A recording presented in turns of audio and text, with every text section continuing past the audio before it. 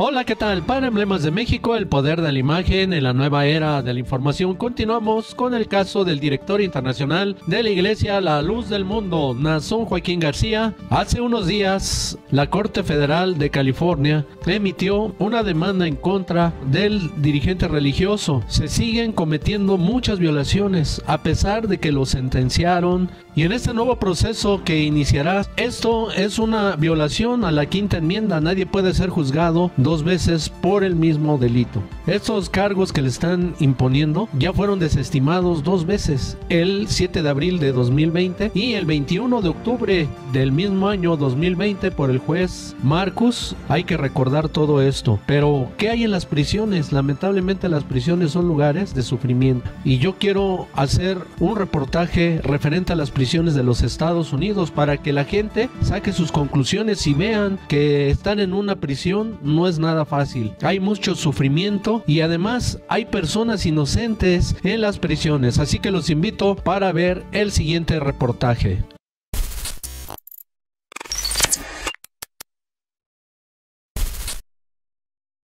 El día de hoy les presentamos algunos casos de personas que fueron encarceladas siendo inocentes en aquel país estadounidense. La justicia en Estados Unidos no es como muchos la pintan, pues recordando una frase célebre del jurista británico William Blackstone, quien creó una fórmula que lleva su nombre que dice así: es mejor que 10 personas culpables escapen a la justicia a que un inocente sufra, tal como lo publicó el diario Crónica en su edición del 26 de febrero de 2019 en su página 17. Y sin embargo, más a menudo de lo deseado, las historias de personas que han sido exoneradas por crímenes que no cometieron siguen siendo titulares en los principales periódicos del mundo. Por ejemplo, en la publicación de La Tercera Finde, en su edición del día 15 de abril de 2020, en su nota titulada Proyecto Inocencia, la docuserie de Netflix que saca de la cárcel a personas presas injustamente, menciona textualmente en su artículo: la justicia en Estados Unidos está al debe con muchos presos que llegaron hasta ahí con pruebas ilegítimas. Por eso, una oficina de abogados e investigadores se dedica a dar un giro en estos casos de sentencias erróneas, discriminación, malos procedimientos judiciales, falta de criterios y un sinfín de otras razones fueron las que llevaron a los abogados Barry Scheck y Peter Neufeld a crear una organización que sacara de la cárcel a través de pruebas de ADN a presos que estaban ahí injustamente. Así nació en 1992 Proyecto Inocencia, el nombre que ahora da vida a una serie documental basada en la realidad, en que se cuenta cómo fue el procedimiento para liberar 8 personas luego que esta oficina tomara los casos. Por otro lado, el medio Human Rights Watch, en su publicación del día 31 de enero de 2013, en su nota titulada EU, prevalece la injusticia en las cárceles, menciona que la gigantesca población carcelaria de Estados Unidos refleja en parte el resultado de prácticas sistemáticas severas, en las que se imponen sentencias que contravienen lo dispuesto por el derecho internacional, indicó Human Rights Watch en su informe mundial 2013. Entre estas prácticas figuran periodos de encarcelamiento largos y desproporcionados, la imposición de condenas automáticas sin posibilidad de libertad condicional. El medio de Bilbao, Deia, en su nota titulada El infierno de los inocentes encarcelados en Estados Unidos, en su publicación del día 29 de diciembre de 2019, menciona en su artículo que más de 2.500 presos han quedado libres en 30 años en Estados Unidos tras probarse su inocencia. En su nota periodística menciona 2 casos. El caso Juan Meléndez, de 68 años, atestigua que en prisión hay mucha gente inocente. Es imposible determinar cuánta, pero hay investigaciones que aseguran que son cientos de miles de personas. Lo cierto es que desde el año 1989, más de 2.500 presos han sido exonerados en los Estados Unidos. Son datos del Registro Nacional de Exoneraciones, un proyecto gestionado por 3 universidades del país. En total, según esa misma fuente, suman más de 22.300 años de privación de libertad, casi 9 de media por persona. En el caso Damon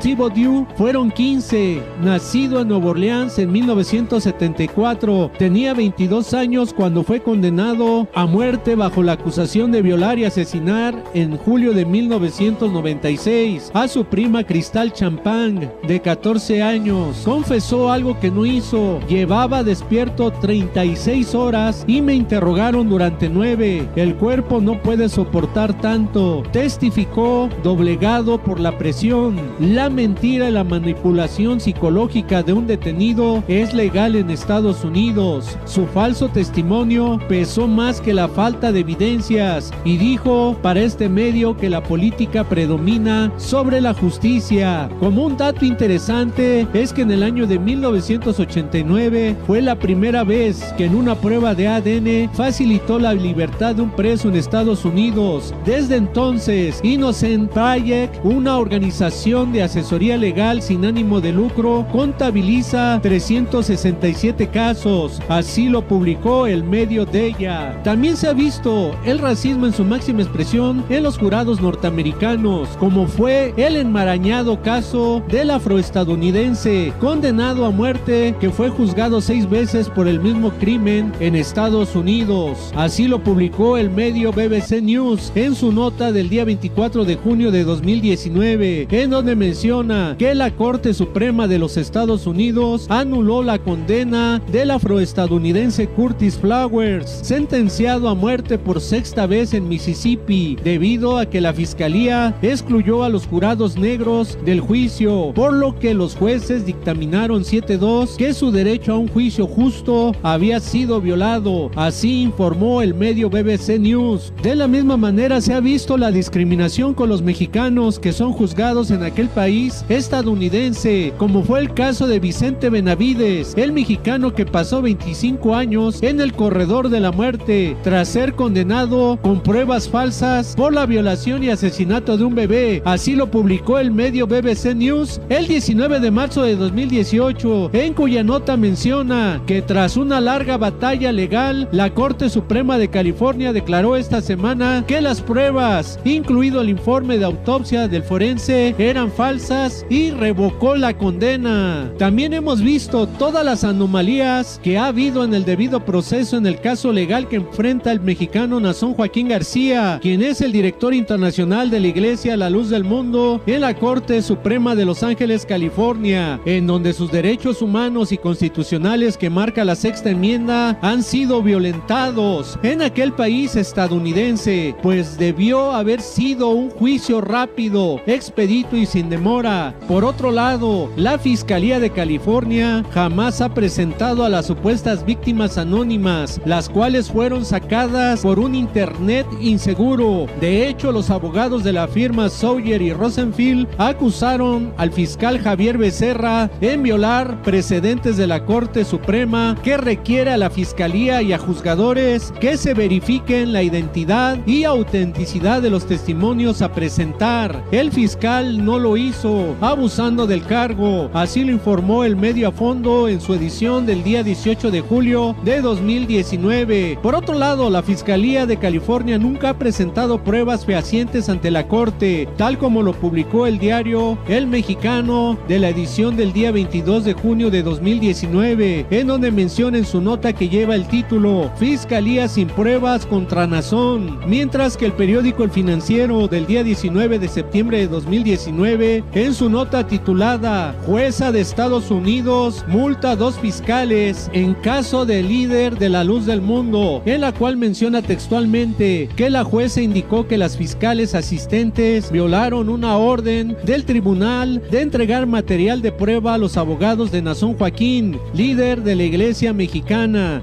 Por otro lado, el periódico El Sol de México, en su edición del día 19 de septiembre de 2019, publicó en su nota titulada Nazón Joaquín García gana una batalla por ausencia de pruebas en su contra. Cabe señalar que esta demanda penal ya había sido desestimada el 7 de abril de 2020 por la Corte de Apelaciones del Estado de California. Sin embargo, la Fiscalía, en un acto de revanchismo, gobierno volvió a presentar cargos contra el dirigente religioso, así como lo publicó el medio CNN Estados Unidos el día 31 de julio de 2020. Tampoco le permitieron la libertad provisional bajo caución para enfrentar el juicio, y el juez le impuso una multa gigantesca de $90 millones, violando de esta manera lo que expresa la octava enmienda, que dice claramente: se prohíbe que el gobierno federal imponga fianzas excesivas o castigos inusuales o crueles, entre muchas más violaciones que han hecho en su contra del líder religioso en aquel país estadounidense.